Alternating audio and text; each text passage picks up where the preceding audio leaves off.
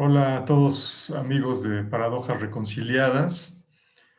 Estamos aquí de nuevo con Gloria González. Hola Gloria, ¿cómo estás? Hola Gabriel, buenas tardes, ¿cómo estás?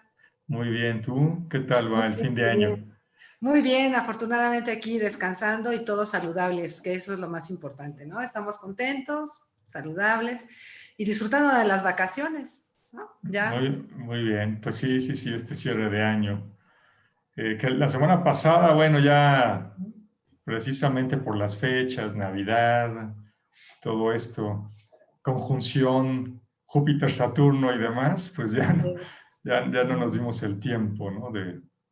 de hacer nuestro video, pero bueno, en esta semana no quisimos cerrar el año sin tener una última Así es, así y es. aquí estamos, ¿no? Y bueno, pues hoy decidimos hablar sobre los mitos, Así es. ¿no? Los mitos y cómo se usa, que eso es sumamente importante y sumamente interesante, cómo se usa todo el simbolismo de estos mitos, pues como herramienta educativa, ¿no? Claro que no estamos hablando de la educación tradicional como la entendemos ahora, sino ya eran métodos educativos, iniciáticos, ¿no? En un momento dado, en estas escuelas de misterios.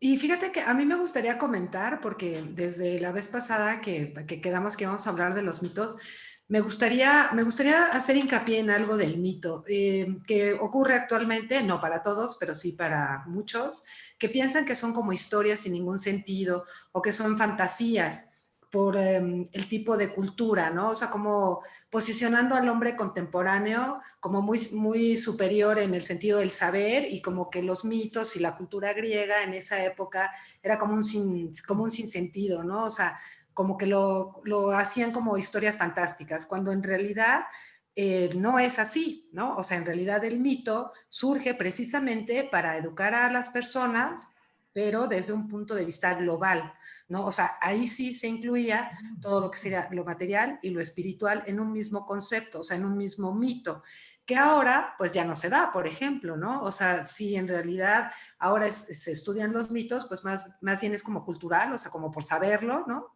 Pero no con el mismo sentido, con el mismo fin que se le daba en la cultura griega, por ejemplo, ¿no? Eso me gusta hacer hincapié, porque a veces la gente, y mira, te lo cuento como una experiencia, porque sí, la verdad que lo viví, fue muy extraño.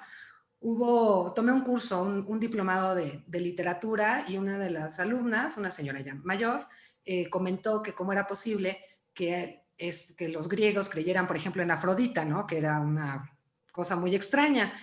Y el profesor le dijo, bueno, o sea, para ti ahorita, porque eres católica, se te hace una barbaridad, pero en esa época tú decías eso y realmente sí te andaban matando, ¿no? O sea, y matando en serio, porque no podías dudar, por ejemplo, de Afrodita, ¿no? En este sentido, o de Venus, ¿no? Entonces, claro, le quitamos esta parte contextual al mito, ¿no? Y ahora lo vemos como, ay, ¿cómo pueden creer en Zeus? Pero claro, en esa época Zeus pues era Dios. Es lo mismo que un griego apareciera ahora y diría, bueno, ¿y tú por qué crees en Dios, no? O sea, explícame, ¿no? Claro, no, bueno, al final hay, o sea, si tú lo analizas, hay mitos fundacionales en todos lados. Por ejemplo, bueno, a ver, eh, por ejemplo, la Eneida, ¿no?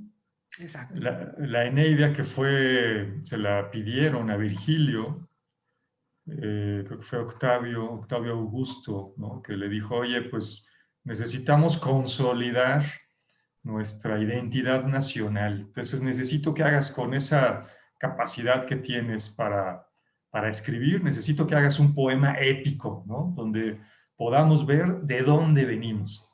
Y entonces, pues a Virgilio se le ocurrió tomar la idea de que los romanos son descendientes de los troyanos, nada más y nada menos que de los troyanos. Y pues el enlace era Eneas, este héroe troyano que sale, ¿no? Cuando cae Troya, pues él sale huyendo con algunos soldados y tiene como mandato de Júpiter fundar Roma. O sea, si lo ves, pues igual, o sea, tenemos mitos fundacionales en este país, ¿no? Donde decimos, Así es. ah, bueno, hay una independencia, y hay unos padres, hay un padre de la patria, y bueno, todo ese tipo de situaciones, eh, donde pues te tienes que recurres a esas historias o a ese simbolismo para llamar esas cuestiones del inconsciente, ¿no? Esos, los símbolos, ¿no? Y por eso muchas escuelas iniciáticas usan símbolos, a final de cuentas. Los símbolos lo que hacen es, pues le hablan a tu inconsciente, ¿no? A lo mejor tú ves y te pones enfrente, no sé, por ejemplo, nosotros que seguramente la mayoría de los que nos escuchan, si nos escuchan aquí en México o incluso en América Latina, o incluso en Occidente, pues muchos puede ser que sean católicos, ¿no? Lo más. Entonces, pues obviamente a ti te ponen una cruz enfrente y pues ya hay toda una, todo un significado, ¿no? Y sientes, a lo mejor ya percibes ciertas cosas o tienes ciertas emociones y a lo mejor ni te das cuenta, ¿no? Y bueno, por eso es que esos mitos son tan importantes. Y bueno, si hablamos, por ejemplo, ya en específico de mitología griega, pues a lo mejor ahora estamos muy acostumbrados a un solo Dios y el monoteísmo y todo esto, pero si tú lo empiezas a analizar, pues pasa lo mismo, ¿no? Claro. Con los santos, por ejemplo. De repente ves a Santa Lucía, que es la patrona de la vista, y de repente ves a algún otro santo por allá, que es el patrón de no sé qué. Dices, bueno, pues es que es lo mismo. Hay un creador, ¿no? Del universo. Hay aquel que se crea a sí mismo. Y después hay como diferentes aspectos que a lo mejor los divides, ¿no? Así en diferentes dioses. ¿Por qué? Porque es más fácil que la gente lo entienda. O sea, es mucho más fácil, a lo mejor era más fácil para un griego entender un mito de Afrodita que nace de la espuma, que está encarnando el amor, que finalmente el amor es un aspecto de la divinidad, ¿no? Así es, así es. Y fíjate, yo vuelvo a lo mismo. O sea, al final, a mí lo que me parece interesante del mito es que, por ejemplo, o sea, sí mostraban una parte de cómo se va creando el ser humano o cómo se crea, por ejemplo, el amor o cómo el ser humano puede percibir el amor, pero no por eso está exento de la divinidad. ¿No? O sea, cuando se estudia, por ejemplo, el mito de Afrodita, con todo y que Afrodita tenía una historia, bueno, tiene una historia, un mito un poco excéntrico, o sea, fuera de centro, pero al final es un amor un poco más humano, pero eso no quiere decir que no también sea divino. Esa es la parte como para mí muy importante del mito. O sea, no hacían esta separación que actualmente nosotros hacemos entre, o sea, esto es espiritual y esto es material, sino que ellos lo estudiaban en el mito como un todo, ¿no? Por ejemplo, ¿no? En el caso de Afrodita, por decir. Claro, sí, bueno, ahí había toda una interrelación, ¿no? Y realmente lo que estaba pasando es que, pues estas fuerzas que se estaban manifestando, eh, de alguna manera los griegos, el gran éxito que tuvieron fue poder mostrarlas como si fueran seres humanos, ¿no? Así es. Entonces es mucho más fácil que tú entiendas una relación entre hermanos, padre, hijo, entre esposos, amantes, lo que quieras, ¿sí? Cuando dices, es que de repente Afrodita era amante de Faisto, entonces ya te imaginas todas las connotaciones que eso pueda tener, ¿no? Ahora una era amante de Ares y era esposa de Faisto, pues ya te imaginas todas esas connotaciones que pueda tener, que claro que eso tiene un simbolismo mucho más, eh, si quieres verlo, más metafísico, ¿no? Más filosófico. O sea, no es así como de telenovela o de chisme de, ay, es que eran amantes. No, no, no, tiene mucho que ver de cómo esas fuerzas van conformando el universo, cómo se van manifestando y cómo se van eh, influenciando unas a otras, ¿no? Sí, claro, porque al final de lo que se tratan los mitos, pues es de ofrecer una educación, pero no una educación donde el discípulo o el alumno ya lo, ya lo acepte todo digerido del maestro, sino que en realidad el mito lo que conducía o conducía al alumno era hacer sus propias disertaciones, un poco que el alumno pudiera descifrar ese mito y cómo poder absorber ese mito de tal forma que pudiera él comprenderse y comprender todo lo que le rodeaba, ¿no? El discípulo, o sea, en la época griega se ocupaba mucho que, aunque claro, estaba el maestro, ¿no? El que explicaba, por así decirlo, había un debate con el maestro. O sea, el discípulo en realidad sí tenía que sobresalir del maestro, o sea, tenía que ser mejor que el maestro, ¿no? Por eso, pues vemos, ¿no? En la historia de los griegos, ¿no? Como hay un Sócrates, como hay un Aristóteles, que de repente se contraponen y así, y todo esto, bueno, porque precisamente era para que se ejercitara la mente, y la mente no solamente se ejercita desde el punto de vista intelectual, o sea, como un llenador de saber, ¿no? O sea, sino que es, lo sé, pero además lo voy a llevar a la práctica, ¿no? Que es un poco, bueno, mucho como se ocupaba el mito, ¿no? O sea, esto, ¿para qué me sirve? Como para qué lo quiero saber, ¿no? Eso es lo, a mí me parece interesante el mito. Sí, claro, es conocimiento que te llega, pero no por la mente, ¿no? Uh -huh. Eh, para bien o para mal, en nuestra cultura occidental actual, todo lo queremos ver de forma racional y hay cosas que, déjame decirlo de esta manera, hay cosas que son ciertas, ¿no? Hay cosas que suceden en el mundo, pero no necesariamente los tienes que ver de una forma racional. O sea, hay cosas que tienen lógica, pero es otro tipo de lógica, ¿no? Y estamos hablando de pues todo este lenguaje mitopoético, justamente, que usaban ya, pues desde Homero, ¿no? Que usaban ya los grandes poetas de la antigüedad, desde Homero, donde le están hablando no necesariamente a tu cerebro. A lo mejor lo puedes interpretar así, sí, sí lo puedes interpretar así. Así sucede, por ejemplo, con muchos libros sagrados, ¿no? Como el Bhagavad Gita o muchos otros, Uh donde -huh. tú dices, bueno, pues es que lo que estoy leyendo, si lo interpreto textualmente, pues sí, a lo mejor puede sonar una historia muy inverosímil, pero si lo veo desde un punto de vista psicológico, ¿no? Y entonces ya resulta que no estoy hablando de personajes, sino de deseos, por ejemplo, de vicios, de virtudes, ¿no? Así, De cuestiones así, pues hace mucho sentido, ¿no? claro. Eh, es como, por ejemplo, la historia del Minotauro, ¿no? De Teseo y el Minotauro, que igual, ¿no? Dices, bueno, ¿qué tan probable es que haya existido un ser con cuerpo de hombre y cabeza de toro y que haya estado encerrado en un laberinto, ¿no? Que aparte es una construcción muy, que podría llegar a ser muy compleja, ¿no? Uh -huh. Este, y qué tan real es que hubiera un héroe que fuera y se metiera. Bueno, pues es que si lo ves así, pues es muy probable que no haya pasado nunca eso. Pero si ves que el laberinto es tu mente, que el minotauro es tu sombra y que Teseo pues, es aquel que tiene que entrar, ¿no?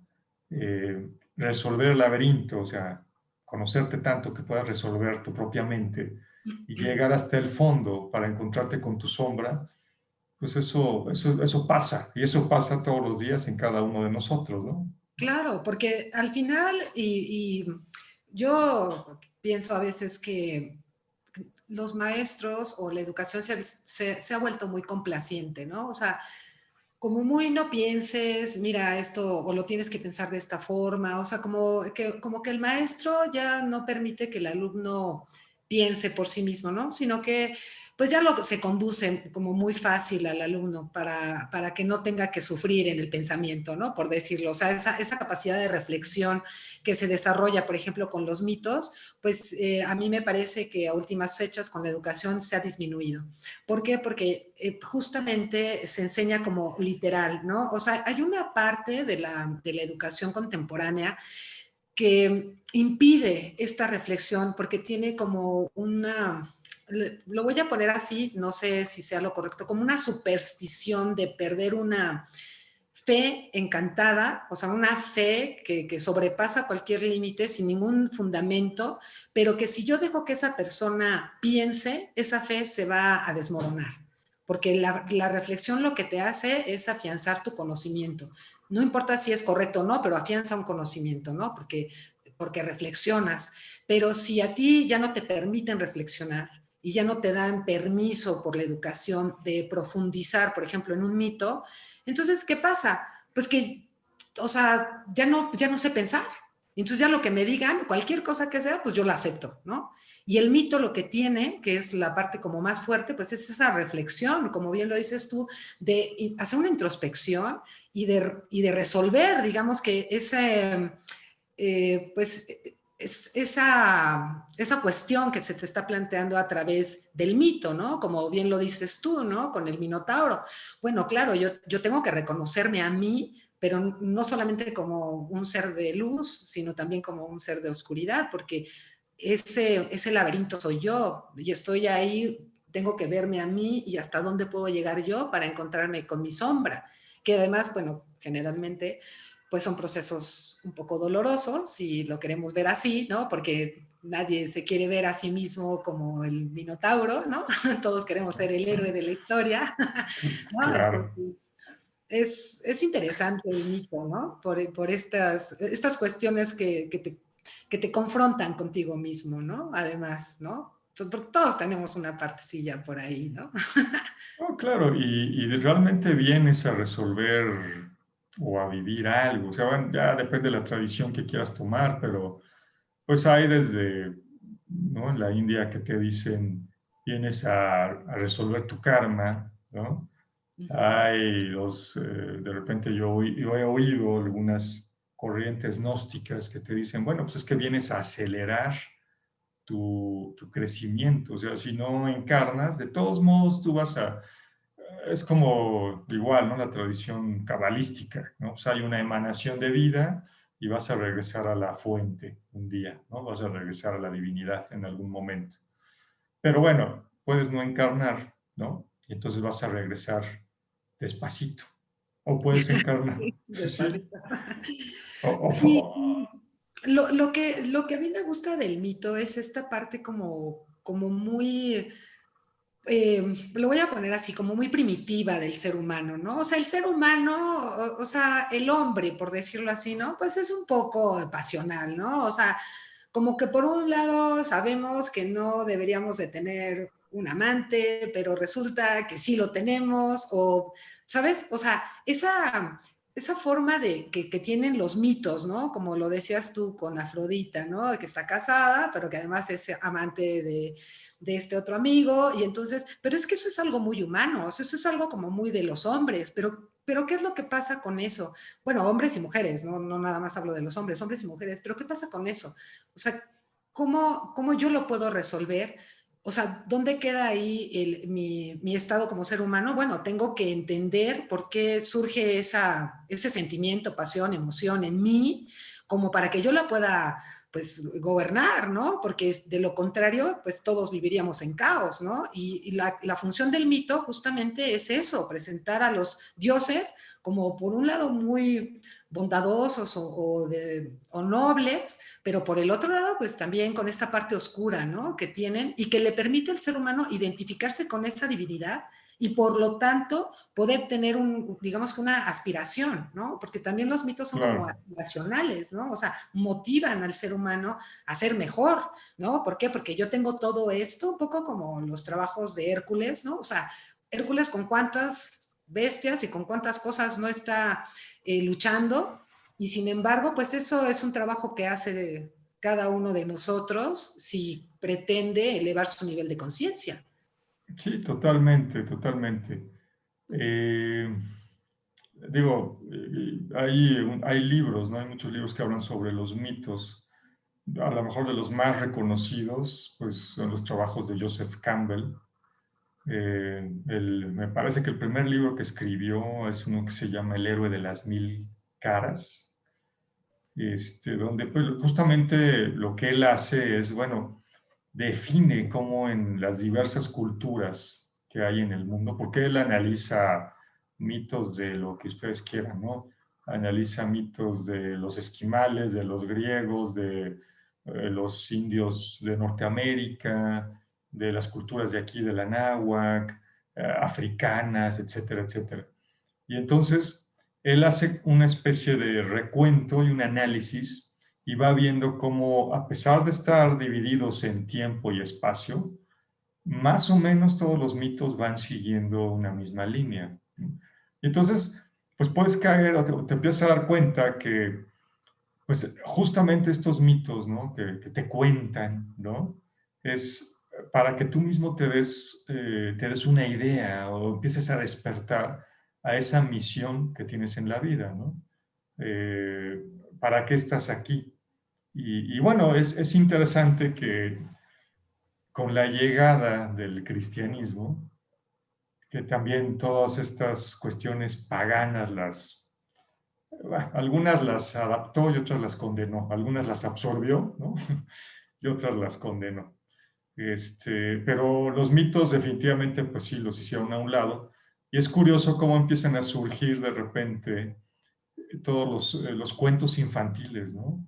Que de repente uno dijera, ah, son para niños. No, espérate. O sea, ahí hay, bueno, conocimiento oculto muy fuerte, ¿no? A lo mejor conocimiento Rosacruz, a lo mejor conocimiento cabalístico, a lo mejor conocimiento hermético, ¿no? Hay cuentos que te hablan así de transformación. ¿Sí? Dices, bueno, pues eso es alquimia pura, ¿no?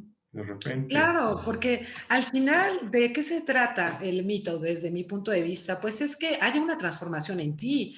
O sea, yo, por ejemplo, ayer estaba leyendo y hacían una comparación muy profunda acerca de lo que es una persona intelectual y de lo que es una persona inteligente, ¿no? O sea, una persona intelectual está plagada de citas, ¿no? O sea, te sabe la página, el autor y todo, pero no lo ocupa. O sea, es intelectual nada más, ¿no? Lo sabe, pero no lo ocupa, porque lo que le interesa es saber, ¿no? Y ser como una enciclopedia andando.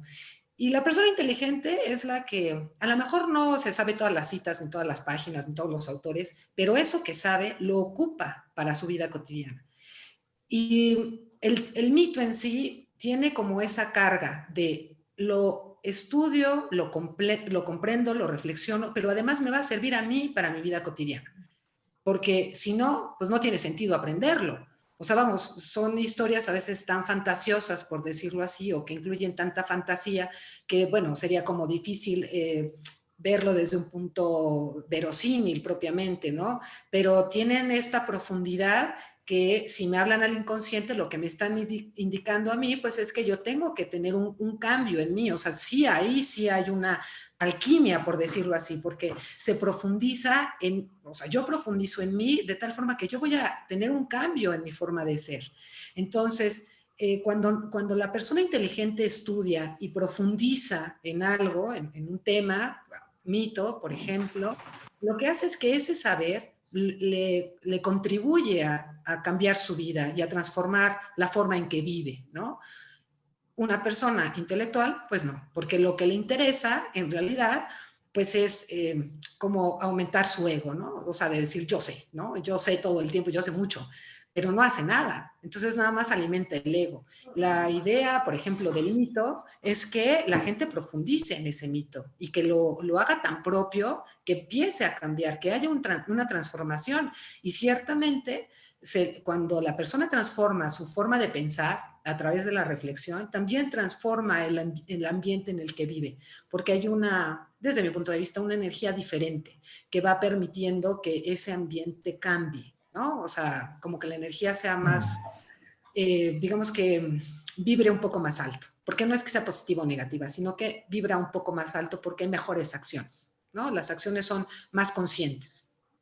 Claro, y bueno, ahí también depende qué quieras, ¿no? Para un pueblo, para una cultura específica. Y a lo mejor ahí ya voy a sacar un poquito mi vena conspiranoica, ¿no? Pero, pues sí, es que fíjate cómo, ahora, a los griegos, ¿para qué, o cómo los educaban? Los educaban para ser héroes. Claro, Por eso fíjate. tenían todos esos mitos y esas leyendas y había héroes por todos lados. Y al final, ¿qué es un héroe? Un héroe es un semidios. Un Así. héroe tenía un padre divino, bueno, uno de los dos padres, padre o madre, era divino, y el otro era humano. Entonces, es como ese puente, ¿no? O ese enlace hacia la divinidad. Eh, Digo, Y hay otros pueblos a lo mejor que, pues no sé si tú ves, por ejemplo, al pueblo judío, bueno, pues a ellos los han educado para, como los elegidos de Dios, ¿no? es que es un ir y venir, ¿no? En el caso del mito griego, por ejemplo, es que yo como ser humano puedo llegar a ser o sea, un dios, un semidios, pero también el dios, o sea, las divinidades griegas podían ser humanas, o sea, había una ida y vuelta entre ellos. O sea, los dioses griegos tenían actitudes como muy humanas, pero el humano también podía como aspirar, ¿no? A llegar a esa divinidad a partir de ser un héroe, ¿no? O una heroína propiamente, ¿no? Es un poco esa ida y vuelta. Eso se ha perdido, ciertamente, ¿no? Ya, Y bueno, claro, los judíos pues se sienten, se lo saben, se lo creen, además, ¿no? Se lo claro. creen.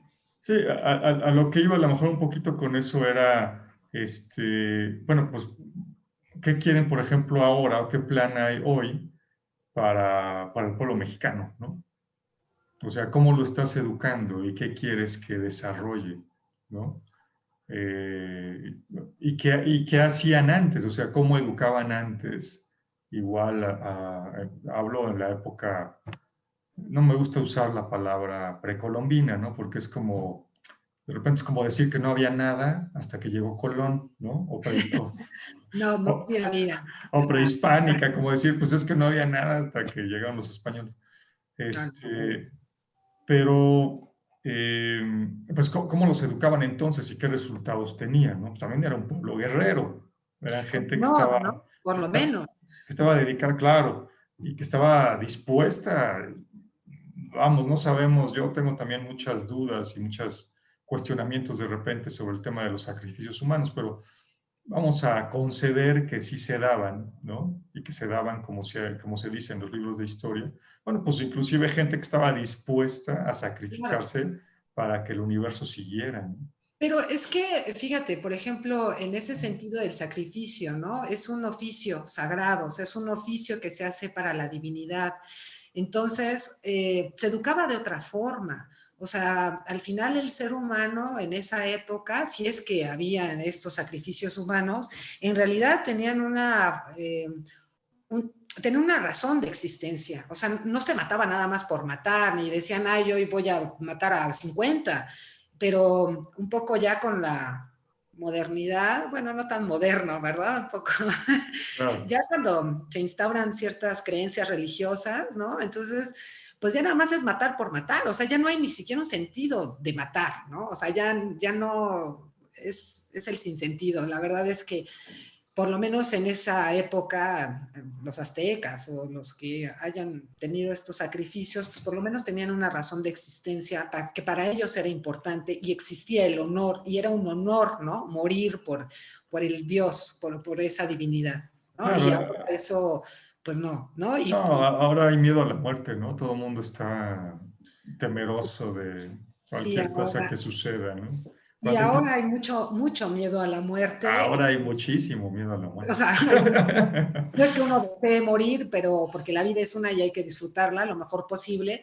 Pero fíjate cómo esta persuasión constante de que te vas a morir, te vas a morir, te vas a morir, pues claro, evidentemente todos nos vamos a morir, aunque Evidentemente. no queramos, y definitivamente, bueno, la muerte siempre ha acompañado a la vida, ¿no? O sea, no es como de ahora, ¿no? O sea, toda la gente que nace sabe que eventualmente va a morir, ¿no? O sea, en algún momento se muere. Lo que pasa es que yo creo que ese es el miedo al sufrimiento, ¿no? El ser humano ya no quiere sufrir.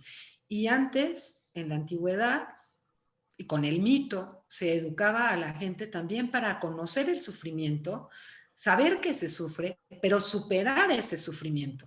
O sea, el sufrimiento en sí existe, claro, para ayudarnos a crecer con conocimiento, o sea, a partir de un conocimiento.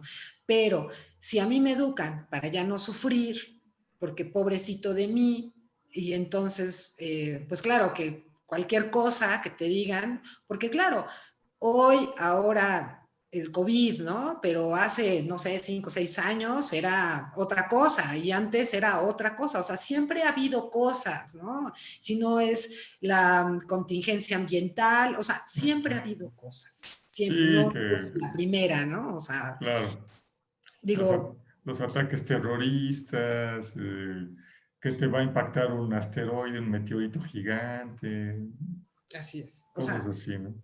entonces, digo, en realidad lo que cambia, lo que cambia la perspectiva de cómo mirar la realidad, pues es la educación que recibimos, ¿no? Yo creo que por eso antes había más héroes, ¿no? O sea, en la antigüedad había más héroes, ¿no? Que ahora ya no hay héroes. Claro.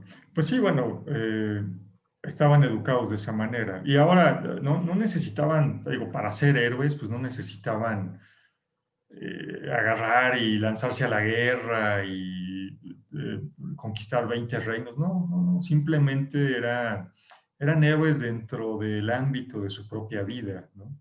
Eran héroes que, vamos, o sea, si tú te vas, por ejemplo, con los nórdicos, ahí en el Valhalla, ¿no? O sea, había dos formas de morir. La honorable, que te ibas ahí al Valhalla y que ¿no? Como todo un héroe, como todo un guerrero, donde te ponían ahí en la barquita y entonces echaban la flecha ahí en llamas y entonces ya se quemaba la barca con tu cuerpo y todo esto. Y había la forma que pues ya nada más te enterraban ahí, ¿no? En la tierra, pues, como se hace hoy todavía muchas veces. Y entonces una era la forma heroica y otra la forma pues, normal, ¿no? Pero, por ejemplo, a las mujeres que morían dando a luz, pues igual las trataban como, o sea, ellas estaban en el Valhalla, pues, ¿no? O sea, se decía que en el Valhalla había 100 puertas y porque había 100 formas diferentes de ser un héroe, o sea, no necesariamente tenías que ser el gran guerrero, ¿no? Sino pues el autosacrificio, esa capacidad de poder darte a los demás y poder darte a una causa noble, pues eso ya te hacía ser un héroe como tal, ¿no? Claro, es eso, ¿no? O sea, el asunto es que antes era como parte de la existencia, ¿no? Del ser humano. O sea, había un código de ética que, bueno, era un código moral, ¿no? Que se llevaba a la práctica. O sea, la gente en realidad no es que fuera buena, porque no es que, hombre, ¿cómo decirlo? No es que se sintieran como rayitos de luz, sino la gente, pues sí, ¿no? No era como eso bueno que ahora se considera, ¿no? Sino en realidad era gente buena porque sabía poner límites, porque además también eso incluye la bondad, pues es también saber poner un límite y tener el valor de poner los límites y tener el valor de aceptar el sufrimiento, pero además tener el valor de sobreponerse a ese sufrimiento. ¿Para qué? Pues para que uno pueda realmente llegar a ser un humano, ¿no? O sea, un ser consciente de su existencia y de la existencia de los otros y de que hay algo más que nos inspira, ¿no? Todos los días a ser mejores, ¿no? Porque esa sería como una de las funciones del mito, ¿no? O sea, esa inspiración de todo el tiempo ser mejor, de conocerme a mí mismo, ¿no? De valorarme como persona, como humano, pues como todo lo que tú quieras, ¿no? Pero siempre reconociendo y juntaban, ¿no? En los mitos se une mucho la mente, ¿no? La emoción, o sea, como que había toda esta unión, ¿no? Del mismo ser humano, ¿no? Es la emoción, la mente, la acción, todo junto. ¿Para qué? Pues para trabajar, digamos que por lo menos esos tres aspectos del ser humano, ¿no? La materia, no estaban separados como ahora, o sea, la gente vivía verdaderamente todo el tiempo con las emociones, con las ideas y aparte con las acciones, con su materia, ¿no? O sea, todo junto. No había esta separación que actualmente yo veo que existe, ¿no? Claro. Sí, totalmente. Bueno, pues y sí, y finalmente pues el mito persiste, ¿no? Hay varias, llamémosle escuelas, ¿no? A lo mejor de corte iniciático, pues, donde todavía se da esa enseñanza a través de mitos. inclusive psicodramas, ¿no? O sea, mitos donde tú participas. Eh, a lo mejor ya no es como antes, ¿no? Bueno, hay muchas historias también. Al final, quién sabe qué sea cierto y qué no sea cierto. Se hablaba, por ejemplo, de iniciaciones en Egipto, donde, pues de plano, si fallabas la iniciación, hay quien piensa que te dejaban encerrado en la pirámide, ¿no? Para que ya no dijeras nada de los secretos que habías visto y cuestiones así. Yo no sé si era tan fuerte la cosa, probablemente sí, pero bueno, hoy no te encierran ahí en una pirámide, ¿no? Necesariamente en este tipo de escuelas. Pero bueno, sí es una forma de volver a retomar lo que comentas, ¿no? Una forma de volver a educar de forma integral, de tener esa experiencia que no solamente se quede no solamente se vaya a la parte mental, sino que lo vivas como tal, ¿no?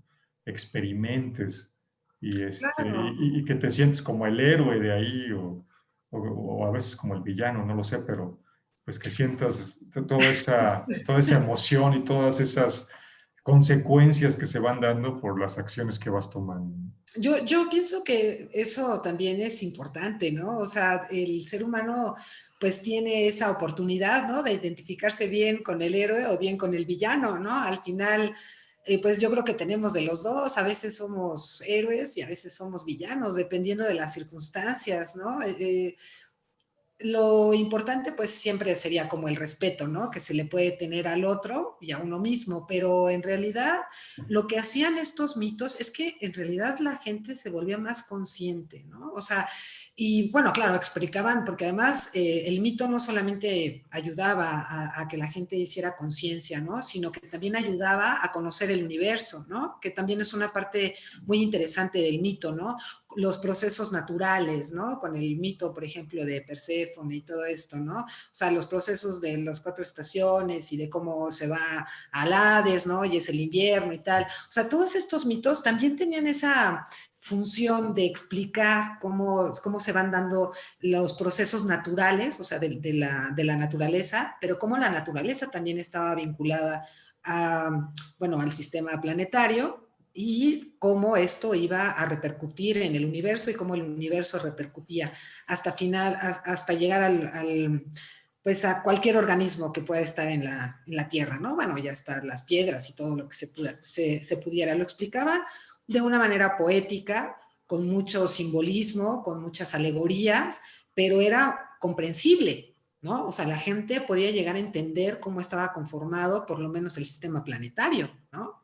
Que también es algo muy interesante, que después se pierde, ¿no? Se pierde ese conocimiento, bueno, pues por las guerras y porque se implanta la religión católica en particular, y todo ese saber, por ejemplo, de los griegos se pierde. Hay un filósofo contemporáneo, que bueno, ya se murió, pero es no tan antiguo, que es Foucault, y él lo dice en uno de sus Ah, libros, en Las palabras y las cosas, él lo dice, ¿no? Si no hubiera tanta guerra bueno, si no se hubieran dado tantas guerras religiosas y se hubieran conservado esos textos, pues seguramente la humanidad hoy por hoy sería de una forma completamente diferente a como es. ¿Por qué? Pues porque mucho saber se perdió. Y se perdió por implantar algo, una creencia, ¿no? Solidificar algo. bueno, pero yo creo que no es, no, espero no se haya perdido tanto, ¿no? Yo tengo fe y confianza. Lo que pasa es que normalmente aquí en Occidente no los estudiamos, pero mucho de ese saber se fue hacia Oriente, ¿no? Entonces, si tú, por ejemplo, ves a alguien como Avicena, pues que era un gran sabio, filósofo, astrónomo y demás, persa, entiendo, bueno, no sé, de Oriente Medio, no sé exactamente de dónde era Avicena, pero si tú lees sus textos, pues tienen muchísimo conocimiento, ¿no? Todo eso se fue al final hacia allá. Y bueno, eso te estoy hablando de Asia Menor. Si te vas, por ejemplo, ya más hacia allá, donde está China, Japón, Bueno, claro. a la India, el Tíbet, todo esto, bueno, pues Ahí seguramente Claro, hay claro. muchísimo conocimiento que perduró, ¿no? Se Hay destruyó de este lado y a lo mejor se perdió de este lado. eso es, tienes razón, lo corrijo.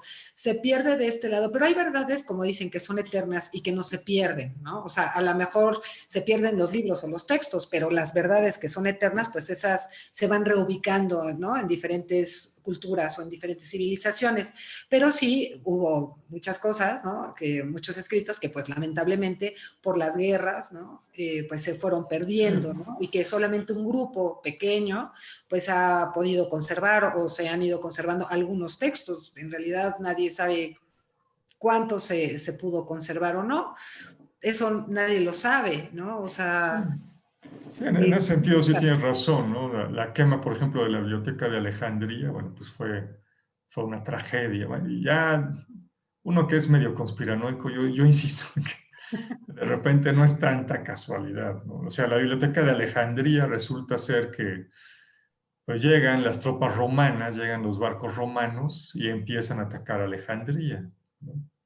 Y se supone que por accidente, o sea, había como ciertas convenciones de, oye, pues a la biblioteca no la ataques, ¿no? Centros culturales y demás claro. están fuera de... Y así como que de repente se les fue ahí una catapulta chueca y entonces queman la biblioteca de Alejandría, ¿no? Lo mismo, por ejemplo, los mongoles con la biblioteca de Alamut, ¿no? La biblioteca que tenían estos, el viejo de la montaña, aquel que lideraba a los Hashashin, ¿no? A los que eran la contraparte de los templarios, pero del lado musulmán. Pues igual, ¿no? En 1400 y tantos atacan esta fortaleza de Alamut, que todavía por ahí quedan sus ruinas, donde se dice que había una biblioteca fabulosa. Pues el viejo de la montaña, pues era... hay un libro muy bonito, si pueden leerlo, Uh -huh. que habla de esto, que se llama Samarcanda de Amin Malouf, y entonces habla como este viejo de la montaña, que era un sabio, ¿no? Pues tenía amigos como por ejemplo Omar Khayyam, ¿no? Omar Khayyam, que pues también es un poeta que si alguna vez pueden, lean sus ribayats, por ejemplo, y bueno, y hay una sabiduría impresionante. O sea, este hombre era un elegido. Pero bueno, pues también todo ese saber que había de Oriente, ¿no? Esa biblioteca se podría considerar como el equivalente a lo mejor a la de Alejandría, pero en el mundo musulmán, pues también llegan los mongoles y la destruyen, ¿no? Claro, porque al final, ¿qué es lo que pasa con el ser humano? Si tú le quitas de dónde puede aprender, pues se vuelve, pues ahora sí que un robot, ¿no? Se vuelve o sea, nada, porque no sabe. O sea, el ser humano tiene como una necesidad del aprendizaje, ¿no? Y tiene como una necesidad el estar tratando de aprender constantemente, de tener conocimiento, pero pues si no hay de dónde, ¿no? Pues entonces, ¿cómo, no? Entonces, Claro, eh, eso es como un poco la parte, digamos que triste o la parte trágica, ¿no? A veces de la historia, cómo textos importantes, interesantes, se fueron perdiendo, que no son no están tan a la mano del ser humano. Y ahora, bueno, con esta pues, redes sociales y con toda esta información que fluye en Internet, pero súper rápido, pues también es que para poder saber qué es verdad y qué no, necesitas tener una mente que tenga un proceso de reflexión, ¿no? Que esté entrenada para poder discernir y saber que sí, que no de todo lo que estoy leyendo es verdad. Pero claro. si esa mente no se ha entrenado y no tiene esos procesos de reflexión, pues claro que yo puedo creer todo, ¿no? O sea, en realidad, si me dicen, viene un asteroide y mañana se acaba el mundo y yo no lo pienso, pues digo, claro, sí, mañana nos morimos todos, ¿no? Porque no hay un proceso de reflexión, no hay un discernimiento. Bueno, regresando al mito, yo creo que ese proceso de discernimiento es muy importante para que el ser humano crezca, o sea, que la gente verdaderamente sí tenga un momento durante el día y piense y reflexione en lo que ha vivido, en lo que ha aprendido, si es que ha leído un libro, pues que le ha dejado eso, no sé, debe existir un momento para la reflexión de todo lo que ha habido en el día o en la semana, ¿no? Por lo menos, ¿no? Para desarrollar un poco eso, un poco la mente, ¿no? La razón, el razonamiento. Claro, bueno, sí, de hecho hoy podríamos decir que vivimos viéndolo desde un punto de vista donde eh, el único que puede saber qué pasó en una situación dada, pues fue el que estuvo presente. Pues hoy vivimos con una serie de mitos. Claro. Fíjate, alguna vez lo escuché, no recuerdo quién lo dijo, alguno de estos yogis, alguno de estos sabios de la India. Él decía, bueno, y es que a lo mejor, ¿qué importa? ¿No? Porque pues, hay de repente diferencia de opinión en ese sentido, ¿no? Hay quien dice, bueno, pues es que Cristo nunca existió, ¿no? Y obviamente pues, todo medio mundo cristiano, todo el mundo cristiano se escandaliza. ¿Cómo crees que no? Bueno, y puedes traer evidencia en favor y en contra, o si existió, pero no pasó todo lo que dijeron, y hay evangelios apócrifos, y Nag Hammadi, y Qumran, y no sé qué, ¿no? Pero este hombre, este sabio hindú, de repente decía, bueno, ¿y qué importa si Cristo Así es. existió o no? Lo que importa es la inspiración que te da, lo que Claro, importa es el mensaje que tiene, ¿no? Bueno, al final, yo nunca podría decirte, es que pasó así, ¿no? Yo podría decirte, mira, así como tú me dices también, leí un libro donde decía esto. De ahí a qué es la verdad, pues quién sabe, tendrías que haber estado ahí en ese momento, o a lo mejor meterte así como el JJ Benítez, ¿no? En su caballo de Troya, para, para estar ahí presente, viajar claro, en el es que tiempo. al final es eso. O sea, el ser humano tiende como mucho a... Y esto es como muy, como más contemporáneo, por decirlo así. Demuéstrame lo que tú me dices, muéstramelo. O sea, dime casi, casi científicamente, ¿no? O sea, ¿cómo? Bueno, es que en realidad se pierde la esencia por algo tan superficial, ¿no? Como que esa es la parte que yo creo que el mito tiene, ¿no? O sea, el mito te lleva a la esencia. Y eso es algo que ahora se ha perdido, porque la gente se pierde en, a mí demuéstrame si existió Cristo, ¿no? Bueno, es que en realidad, pues no importa, no importa si existió o no, eso ya es de cada quien y eso es muy personal, si lo creen o no lo creen. Al final lo importante es que puedas vivir como un seguidor, como un discípulo de Cristo, ¿no? Porque al final de eso se trataría, ¿no? O sea, un discípulo que tiene como uno de los mandamientos más importantes, pues es el amar al prójimo como a sí mismo, ¿no? Por ejemplo, Claro, de repente es un poco raro esa forma de vida, ¿no? Esto me acuerda de Gurdjieff, ¿no? Cuando dice que hay mucha gente que es seguidora de Jesús o cristiana, pero ninguno vive como discípulo. O sea, él lo suelta así en uno de sus libros. Pues sí, habrá muchos cristianos, pero ninguno vive como un discípulo de Cristo. qué fuerte. Y es exacto. Eso sí es fuerte para que veas. Y lo suelta Gurdjieff en uno de sus libros, lo dice abiertamente, dice, pues a mí me dirán misa, pero aquí el asunto es que yo no veo que nadie viva como él decía que se tenía que vivir. Claro, pues sí, inclusive, no sé si te acuerdas que creo que es en el paraíso o en el purgatorio, ahora que veíamos la Divina Comedia, hay una parte donde Dante también plantea eso, ¿no? Y Claro, dice, bueno, aquel que vive más allá en el Valle del Indo, que nunca ha oído hablar de Cristo, pues a lo mejor se preocupa más por el prójimo y por hacer obras de caridad que el que se dice cristiano de dientes para afuera, ¿no? Entonces va a así. estar, decía Dante, seguramente en el juicio final va a estar más cerca que el cristiano, ¿no? El no cristiano, el Claro, hindú va a estar más claro. cerca que el no cristiano, ¿no? Porque al final eso es como una parte de nuestra esencia, ¿no? También el aceptar, el tolerar al otro. Pero a veces nos perdemos, ¿no? O sea, el ser humano se pierde, ¿no? En el dominio del otro, ¿no? Estamos como muy siempre en el hecho de voy a ganar, tengo que ganar el debate, tengo que ganar, yo tengo que saber más, yo, ¿no? Y en realidad, pues es que no se trata de eso, o sea, no se trata de ir por la vida ganándole a todo el mundo. porque la verdad que desgaste, ¿no? Además, ¿no? Que es como mucho desgaste el estar peleándose con todo el mundo para demostrar que yo tengo la verdad. No, yo no tengo la verdad de nada. O sea, lo importante, pues es en realidad que eso a mí me deje algo para que yo pueda avanzar como ser humano. Si pierdo en el debate, pues qué bueno, ¿no? Porque eso me quiere decir que estoy aprendiendo. Si yo Claro, nada más gano en un debate, pues entonces, ¿qué estoy haciendo? Nada, ¿no? exacto. Y eso, ese, ese dilema, yo pienso, yo regreso al mito, es que ese dilema que tenemos los seres humanos los plantean los mitos, es todas esas pensamientos, ¿no? A veces que pareciera como un poco absurdos, ¿no?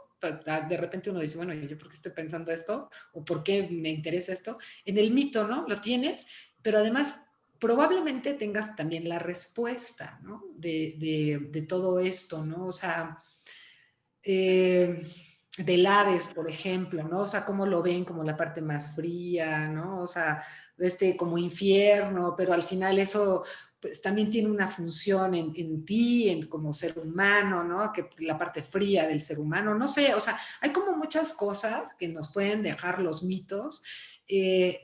Si nos quitamos el prejuicio o el velo de, ay, es que eso no es cierto, eso es de los antiguos y Ah, los antiguos eran unos primitivos, ¿no? Mentalmente, claro, ¿no? O sea, no pensaban bien. Bueno, yo creo que tan pensaban bien que por lo menos los que estudian derecho, pues estudian el derecho romano, por no, ejemplo. claro. ¿No? Sí, Digo yo. claro, claro. Yo tuve un maestro que de hecho justamente nos decía eso. Decía, bueno, la base, fíjate, la base de toda la cultura occidental actual, hay tres pilares, ¿no? Exacto. El derecho romano, la filosofía griega, ¿no? Que los filósofos hablaban muchísimo de mitos Claro, también, claro. y toda la moral judeocristiana. Ya, de eso estamos hechos, ¿no? Así es. De eso estamos hechos. Y por eso se revisa y se sigue viendo, y por eso sigues estudiando a Platón, y bueno, ¿no? Entonces, Claro. pues Porque, decir que no, no es válido, pues tú estás tirando uno de los pilares de la claro, cultura actual, ¿no? claro, o sea, y eso a veces, bueno, y yo hablo porque ahora estamos hablando del mito, ¿no? Pero hay quien dice, y yo lo he visto en el Face, ¿no? Ya hice el anuncio, pero bueno, yo lo he visto en las redes sociales, voy a corregir, en las Ok, redes ok. sociales, como la gente dice, ay, es que ¿cómo pueden creer en la Biblia? Bueno, es que si la lees literal, pues la verdad es que el que lee la Biblia literalmente, pues la culpa no es de la Biblia, ¿no? Ahora sí que si no es de la persona que lamentablemente no tiene ese proceso de reflexión para comprender que todo eso, pues son símbolos, son alegorías, o sea que eso en realidad, vamos, tiene algo más profundo que lo que pueda entender su mente racional primitiva, porque ahí sí sería una mente racional primitiva. O sea, una persona Claro, que piensa que todo lo que está dicho en la Biblia, en cualquiera de los testamentos, o sea, tanto en el Antiguo Testamento como en el Nuevo Testamento, es literal, es una persona que verdaderamente no ha capacitado su mente como para poder tener un proceso de reflexión. Por lo tanto, esa mente sí está como primitiva. O sea, no, diría uno de mis amigos, esa mente no se ha estrenado porque no ha reflexionado. ¿No? Sí, claro, claro, porque todos esos libros sagrados, todos estos mitos, lo que hacen es que la mente se mueva, o sea, que el ser humano piense, que haya y, ¿no? Los engranajes empiecen a tronar por ahí, pero bueno, es parte de lo contemporáneo, ¿no? Es la parte como más difícil del ser humano actual, es que a veces esos procesos de interpretación de simbólicas, si lo quieres ver así, o de las alegorías o de las metáforas, pues se ha perdido mucho, porque ya no hay ese poder de reflexión. claro, totalmente. Pues muy bien, ya se nos acaba el tiempo. Eh, ¿Qué vamos a hablar la próxima semana? Tú di, ya sabes que soy materia dispuesta. Bueno, pues ya queremos tocar temas a lo mejor un poquito más, así como el de Gurdjieff, ¿no? Que estuvo muy interesante, Ah, estuvo muy bien el de ¿no? Bourdieu. Yo Pero, estoy, o sea, me gusta mucho me gusta mucho la filosofía, la verdad. Lo reconozco. entonces, de repente hablar de personajes así o gente notable, ¿no? En estos temas metafísicos, esotéricos. Y bueno, pues la próxima semana hablaremos de Aleister Crowley, ¿no? Que Así es. es uno de los magos Todo relativamente bonito, modernos, más importantes que hay, ¿no? todo un ícono. Más polémicos, sí, sí, Y sí. polémico, no, pero muchísimo, ¿no? Pero aún así, mucha gente lo conoce, bueno, lo sigue, ¿no? Pues, con toda Claro. esta polémica. Es muy interesante, claro que sí. Ah, y su filosofía sigue muy vigente, ¿eh? En muchos lugares y en muchos aspectos, ¿no? Y de hecho, bueno, pero eso ya lo dejamos para la siguiente. De hecho, por ahí dicen, entiendo que en algún momento vino a México, o sea, una visita de Crowley a México, pero bueno, Pues ya lo platicaremos la ya lo próxima semana. platicaremos ¿Eh? después. Sí, aquí hay gente que lo sigue en México, a Crowley, sí, Claro, hay gente que sigue la otra. Entonces, pues bueno, pero ya lo dejaremos para nuestro siguiente video, nuestro siguiente. claro. Muy bien, pues muchas gracias, Gloria, que tengas un excelente fin de año y ojalá que el siguiente sea un año maravilloso para ti y todos los tuyos. Igual para todos los que nos están escuchando, pues ojalá y sea un año donde puedan, pues puedan tener paz interior y puedan avanzar mucho en su crecimiento espiritual. No les deseo riquezas ni cosas así, porque eso de repente no te trae la paz, ¿no? Mejor paz interior y crecimiento espiritual. Sí, muchísimas gracias, Gabriel. Yo también, bueno, a ti y a tu familia les deseo un muy feliz año, que la verdad esté pleno de parabienes. Y bueno, a las personas que nos miran y nos escuchan, pues igualmente les deseo mucha paz interior. La verdad es que, aunque todos hablamos de la paz, es muy difícil conocerla. La buscamos como muy lejanamente y la paz la tenemos cada uno de nosotros en nuestro interior y esa nos llega cuando en realidad nos ocupamos de nosotros mismos y nos desocupamos de los otros. Entonces, pues yo les deseo lo mejor a todos, que el año que viene haya mucha fuerza, mucha voluntad y sobre todo mucha confianza, porque no se trata de tener una fe ciega, sino se trata de tener confianza en que en lo que crean es funcional para su vida y para su crecimiento como seres humanos que somos todos. Claro. Muy bien, pues muchas gracias. Nos vemos la próxima semana en nuestro primer video del Así. 2021. Y pues les mando a todos los que nos ven un abrazo muy fuerte. Esto es Paradojas Reconciliadas. Yo soy Gabriel Ávila y es nuestra charla semanal con Gloria González. Muchas gracias, Gabriel. Que tengas un muy bonito fin de semana. Igualmente, hasta luego.